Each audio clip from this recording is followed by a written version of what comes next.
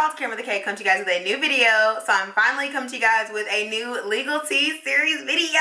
Let's get the tea, okay?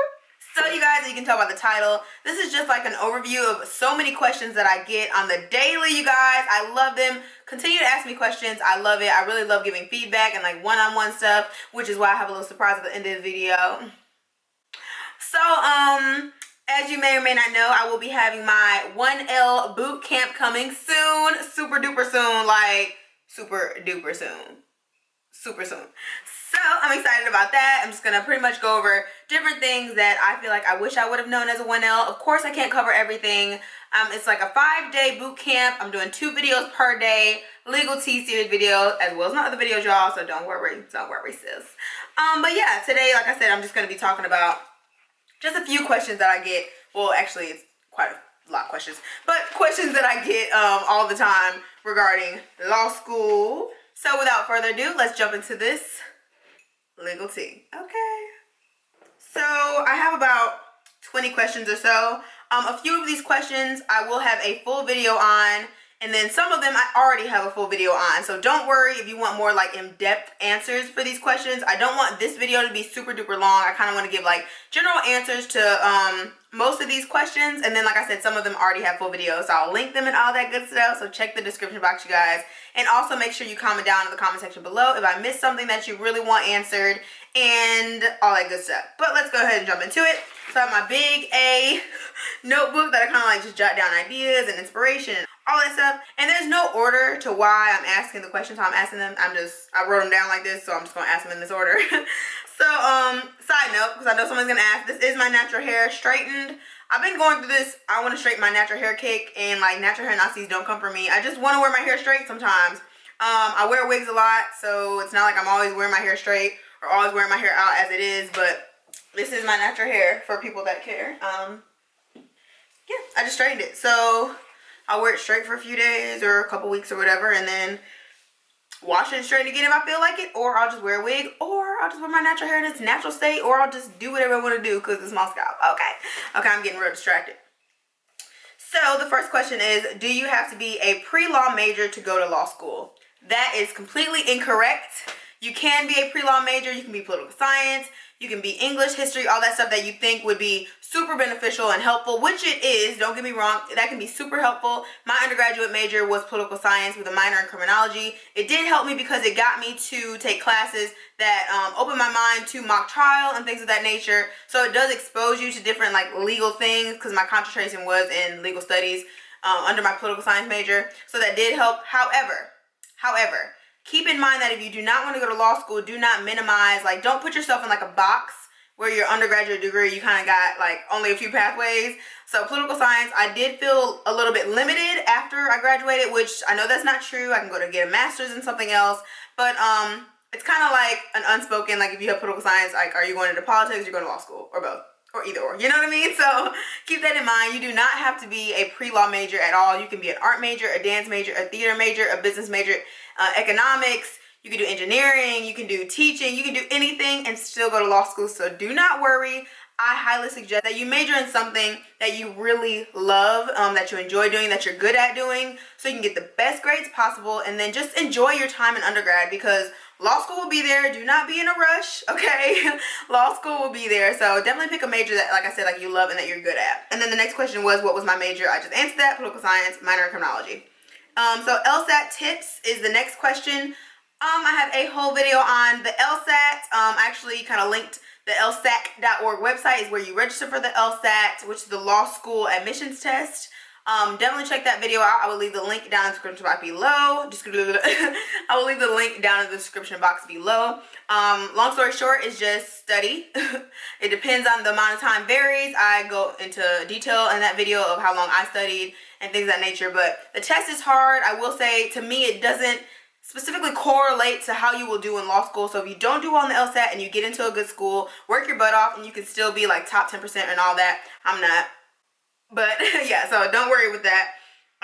Number 4 says, what was my LSAT score? I got a 150, barely. But that was my LSAT score and that's that. Moving along. Number 5, how to choose a law school. This is another question I have a whole video on. I go into great detail why I chose Cumberland School of Law. It's kind of a personal choice, and it's so many different factors that go into that, kind of determine why you want to go to law school and what area is best for you. So my number one, well, I don't really like to say number one, but one of my really highly recommended tips is to go to a law school in the state you're willing to work in, because you build your network at your law school. Like, of course, you can definitely, don't get me wrong, if you go to law school in like Georgia, you can definitely work in Alabama or Florida, DC, California, anywhere. It just depends on the school, the networking, and things of that nature. But it's easier to network in the state that you're already like going to school, because you spend so much time there, and then they bring speakers in that are within the area and things of that nature. So keep that in mind, but I will leave the link to that video in the description box below as well. Whew, I'm talking fast today. Let me get some tea. So the next question is why I chose Cumberland. I also have that in the video on how to choose a law school, but I'll go ahead and insert like a clip of me that I did for the school explaining to the incoming 1Ls of why I chose Cumberland. So let me just insert that little shameless plug, okay? Hey y'all, my name is Kameron Buckner, and I'm currently a second-year law student here at Cumberland School of Law. First things first, congratulations on being admitted into Cumberland School of Law. I attended Kennesaw State University in Georgia, and that's when I first heard about Cumberland. There was a Cumberland ambassador that came to speak to our pre-law club as well as our mock trial team, and that's when I decided, you know what, maybe I should apply to Cumberland School of Law for law school. So I applied, and then they were actually my first acceptance letter. Now, I applied to maybe like 10 to 11 schools, okay, but I went to Cumberland's Admitted Students Day weekend, and I was sold. My mom told me that when you toured the schools, eventually you would just feel the campus and know that that was the school for you. And that's what happened to me at Cumberland. First thing I love about Cumberland is the environment. It feels like a family, and I know you guys have heard that several times about Cumberland or maybe other schools, but it's so true at Cumberland School of Law. They have an open door policy with the professors, so you can go into any professor's office, knock on the door if the door is closed, and say, hey, I missed the notes this day, or I'm not understanding this concept, can you explain it to me more? And y'all, that will help you out your first year. I promise you, I was there and I did it, and it helped.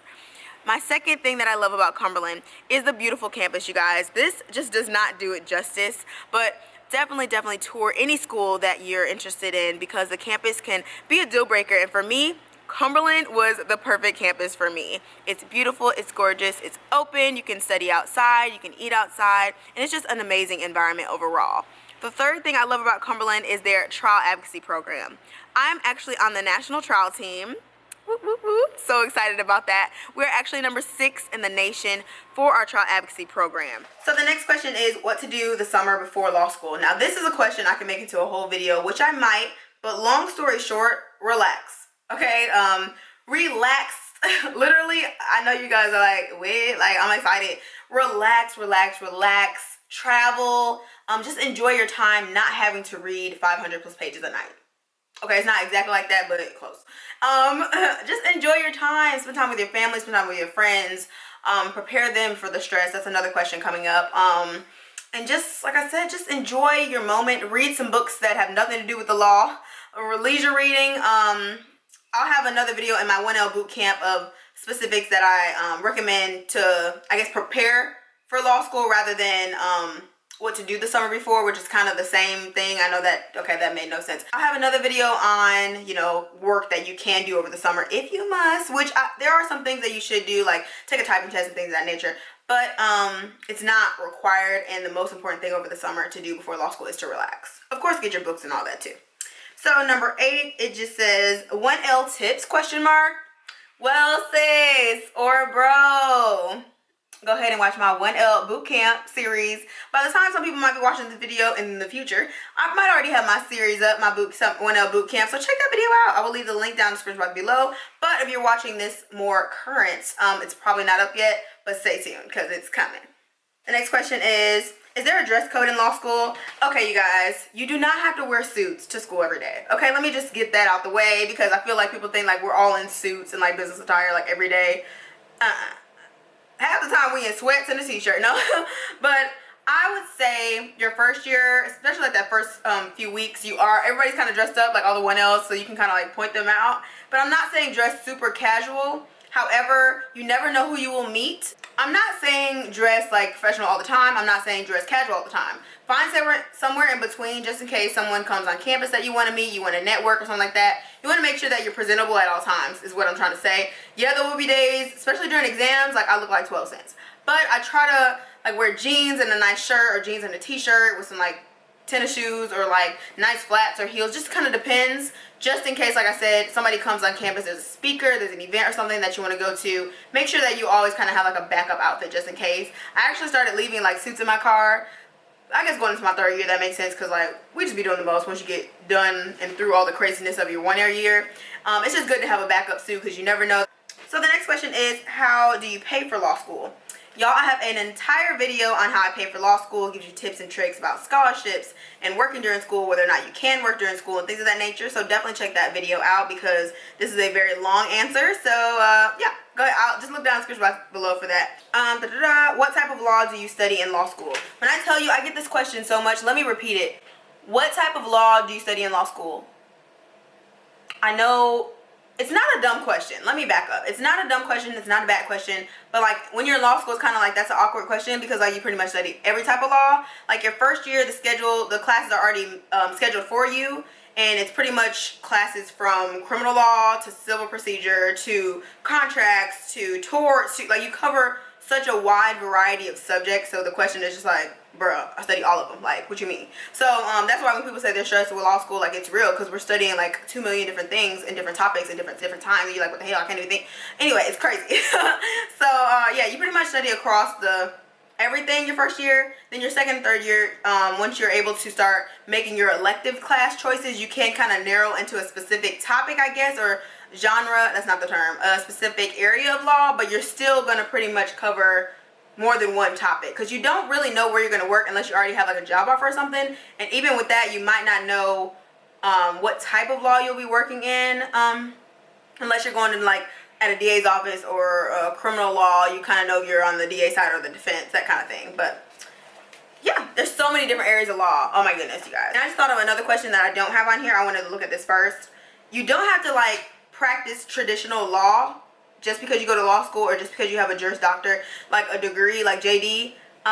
There's so many different areas and avenues you can go into just with a JD, which is so amazing, which is the benefit of going to law school. Some people don't want to be in the courtroom, so that's fine. There are other areas you can do transactional work. You can do so many different areas of law, or you can go into business and work in the legal department there. It's just a lot of, a JD really just opens so many different doors. So don't feel like, well, I don't want to go to law school because I'm going to have to be in a courtroom, or I don't want to go to law school because I'm going to have to practice traditional law. You don't. So don't worry about all that. Okay, let's get some tea. Next question is, am I too old for law school?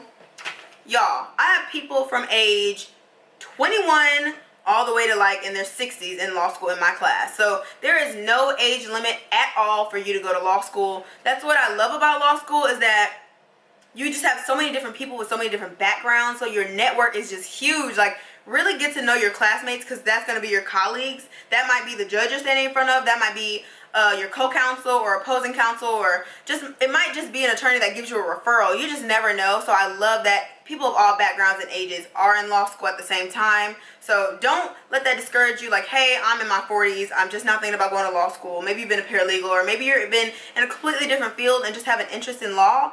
Go for it. Like, go for it. It's never too late. It's never too late. I know people are like, well, the legal market is so saturated. Like, I agree, it is.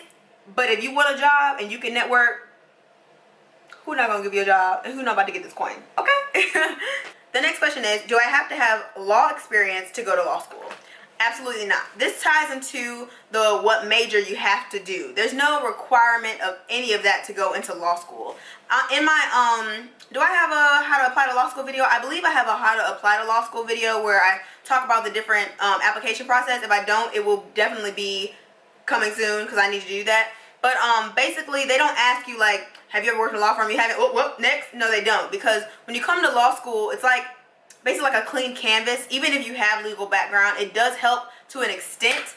But the thinking and the analytics within law school, that they kind of like strip you from everything you know and like recreate you. I know this sounds super dramatic, but that's really how it feels sometimes, because you have to like think like in a legal mind and analyze in a legal mind, not like what you're so used to doing. So different terms where it may mean to a layperson, which is the person that doesn't have legal knowledge, what it may mean to someone that has no legal background or any legal knowledge, that's never been to law school, means so much different than someone that is in the legal field. Like, it could be the same term, but it just means two different things.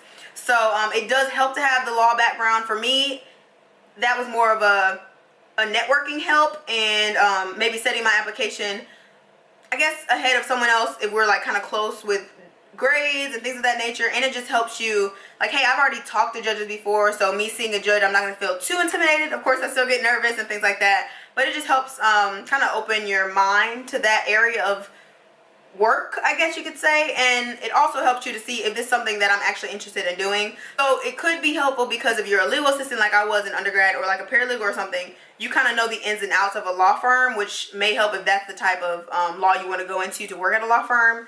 So you'll know like the commercial awareness and all that stuff and the background stuff. But it's still different when you, like, when I was a legal assistant and things I knew then, like, I thought it would be so helpful when I got to law school. It was, but now that I've been in law school and worked in a law firm as a law student, it's just completely different. So I hope that kind of answered the question. So the next question is, how do I brief cases? This will be a part of my 1L boot camp. Long story short, there are so many different ways to brief cases. I highly suggest Googling it. I know that sounds crazy, but just Google the different ways to brief a case. There's so many good websites out there nowadays that are free. Some you have to pay for. I say, you know, use a free template or something like that and just kind of make it your own. And as you go start learning in your classes, you'll see which professors want certain things in their briefing. So you'll focus heavily maybe on the facts, or heavily on the analysis, or heavily on the reasoning or the rule. It just kind of depends on the class and the professor and things of that nature. So, but I'll have a video on that in my 1L boot camp. Next question is, do I have to go to top tier ranked law school to be successful? That is just completely no. Just no. You do not have to go to a top tier school to be successful. I'm not at anywhere near top tier school, but when I tell you I know people that are working in amazing jobs, getting amazing pay in different states across the United States, like getting study abroad program, and this school ain't no top tier, okay? I had somebody try to come for me in the comments that you ain't at top tier school, I ain't gonna listen to you. Like, bruh, are you even in law school? But anyway, like, seriously, don't let that discourage you from going to law school. Maybe you didn't get into a top tier school. Maybe you don't have the grades. Maybe you don't have the LSAT score. Or maybe you just want to go to a lower school because it's full tuition paid. Like, you know, your scholarship is a full scholarship. Do that. Like, for instance, if you know, my only thing, let me pause there and say, I would say go to an accredited school. There are ways to still go to an accredited school and like get great jobs, work out of state, things of that nature, but it's like a long process. However, like I was saying, you don't have to go to a top tier school. You can go to any school. The school, to me, is what you make it. It's all about networking. The legal field is so much who you know and not what you know, but you still got to know something, okay? Like, you can't be out here dumb, because even if you know somebody, you get the job and you can't fulfill the work duties, like, sis, you're not gonna get the job. You know what I mean? So don't let that discourage you or kind of deter you from that. Because if you have a dream school, I had a dream school that I thought was a dream school, and now I created my own dream school. So boom, drops mic. So the next question is, should I take a year off before law school? Called like a gap year. This is also, sorry y'all, my phone. This is also a personal decision, which, I mean, most of these kind of things are clearly a personal decision, y'all. I'm just giving my own little personal advice, okay? But I think yes, if you can. I took a gap year almost unwillingly at first, but then now I'm glad I did, because I feel like I would have been burnt out just going, because I went to school year-round in undergrad, and then I would have jumped right into law school. That would have been a lot. Now that I look back, like, girl, take a break. Because once you're in law school, that's like it. You're pretty much like headed to your career path and going to be busy from then on. That's kind of how it feels, and I believe that's how it's going to be. But I don't know, I haven't graduated or anything yet, so I can't really speak specifically on that. But looking at my boyfriend that just took the bar, and then he has like this month break before he starts working, gets his bar results, it looks crazy. So I kind of wish I would have planned to take like a 2-year gap and like got a master's, or just traveled a lot, did another career path, just something before I got into law school. Because you kind of feel like once you're in law school, that's it. Like, you're going to law school, you're going to be a lawyer, you're going to live the lawyer life and work until you can retire, and that's it. So be sure to really give that some thought. I thought, oh, well, if I take too long time off, I won't ever go. That's not true, because if it's something that you really want to do, you will go to law school eventually.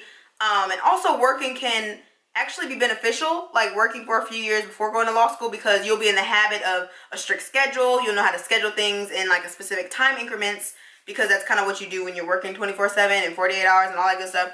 Not 48 hours, but when you're working a regular 9 to 5 or any type of job, you're going to be more disciplined, which will definitely help with law school. So I do see a lot of older people that are in my class. They do really well in school because they're used to that discipline and used to having to study and make things in small amounts of time, or finish things in like specific amounts of time, because they have like families and other things that they have to do. So they're able to kind of time manage things a little bit better than some of us youngins. But not saying that we don't do well, and I'm not saying that people that go straight through do not do well, because I know people that are in the top of the class that also went straight through. So it kind of goes either way, but I did take 1 year gap year. I wish I would have took a little bit more time off just to kind of try out different things, because y'all know I have so many passions, y'all. But I am glad that I'm here when I am and I'm in school when I am, because I mean, I met some amazing people. I met my whole boyfriend there, so timing is God's timing. It's his plan, sis. Okay? Next question is, do I have to be in the courtroom? And I kind of answered this question earlier. You do not have to be in the courtroom. You can use your JD, your law degree, however you want to phrase it, in so many different ways. You do not have to practice law just because you went to law school. I have 3 more questions, y'all. So the next question is, can I work while in law school? I kind of will answer this probably in my 1L boot camp, maybe, or I might have already answered this in another video. But long story short, your first year, I highly recommend not working unless you're doing a part-time program where it's set up for you to work where the classes are at night or something of that nature. But your traditional law school, 9 times out of 10, 9.9999 times out of 10, you cannot work your first year law school. Just the way they set up your schedule, you're pretty much in school 9 to 5. So like, when are you going to work? Some people do little things on the weekend. I just say that it's such an adjustment that you don't want to hinder yourself just by trying to work some little job. Just get the financial aid, get the loan, do what you need to do. This too shall pass, okay? You will make the coins back. And then your second and third year, you are able to work in most schools, and you can kind of plan your schedule, because most of the time you don't have any Friday classes or anything like that. But your first year, you're literally in school Monday through Friday to make you study, make you focus, and treat it like it's a job. So your second and third year, if you can, definitely work. But however, you will be more involved on campus your second and third year, because your first year, most schools, you're not allowed to be president of organizations or do trial team and things of that nature. So keep that in mind as well. I did not work my second year. However, I do plan on working my third year, so I'll be able to give you guys some feedback on that, how crazy my schedule is. I'm actually in the kind of trying to figure out how much I can work and kind of juggle everything with still being able to balance everything and still do YouTube as well, which I already be slacking, so I'm like, houseway, but God will make a way. Okay. The next question is, what is law school like? So I have a few vlogs where I kind of bring you guys along my day in the life of a law student kind of thing. I do plan on doing that this last year as well. I wish I would have done it more my first year, but that first year, you guys, it was already so overwhelming and I was already so stressed out, and I did not do exceptionally well. I did pretty dang good the second semester and all that, and even the first semester, honestly, I really did pretty good, for real, honestly. It's just so competitive, and I wish I would have maybe just showed more of that. So I might get someone else to kind of take you with them or something. I haven't quite decided how or if I'm going to do that, but I do plan on doing more vlogs, so definitely check out the vlogs I currently have. I'll leave the playlist down in the description box below, and all the information and all that, so you can click those videos and binge watch and see what your girl be doing. I was busy, so busy. And the last question is, I want a mentor, will you be mine? So you guys, I am planning on starting a mentor program. I'm trying to figure out the name, and that's why it's taking so long for me to really launch it. But I wanted to add this question because please comment below that just say I'm interested in your mentor program or something of that nature, so I know how many people are interested.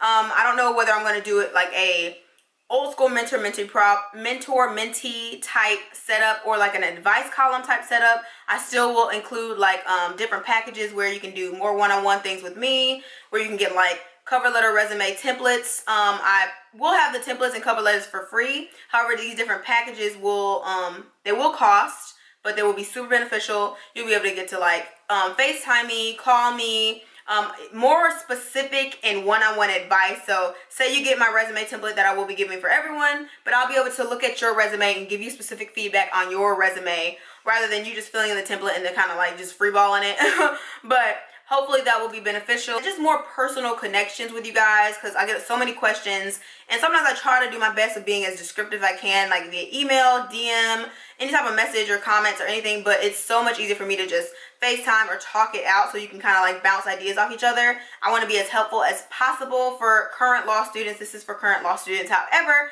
I will have a pre-law package for people that are in undergrad, and that's probably as low I'll go. I know there's some people that are in high school that have been contacting me, but I will have like a pre-law package and then a current law school package for you both, and there might be like mini packages between those, but I want to get an idea of how many people would even be interested in that kind of thing. I hope you guys would. I love giving advice. I love getting feedback. I want to represent. I know when I was Googling and YouTubing like women of color, specifically black female law students, it was really hard to come by, especially ones in the United States. So that inspired me to start making legal tea videos. It took me a little bit of a minute to kind of start it because it's already been in the back of my mind. But like I said, law school gets crazy, y'all.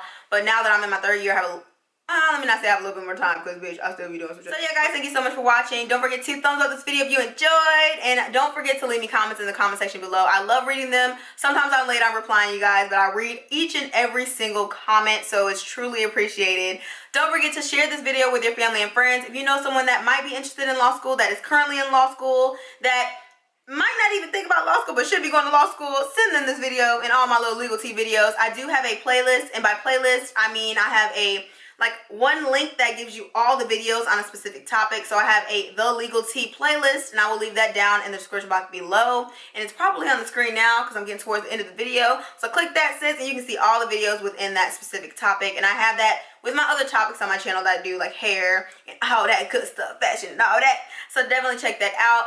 And please subscribe to my channel if you have not already, and make sure you click that bell next to the subscribe button, because sometimes people don't get notified. You're supposed to get notified if you click subscribe, but YouTube be on some other stuff sometimes. But so just make sure you click that bell and you will specifically be notified and be a part of notification gang. Okay, hey, gang gang gang gang. Thank you guys for joining me for this legal tea, and I will see you guys in my next video. Love you guys.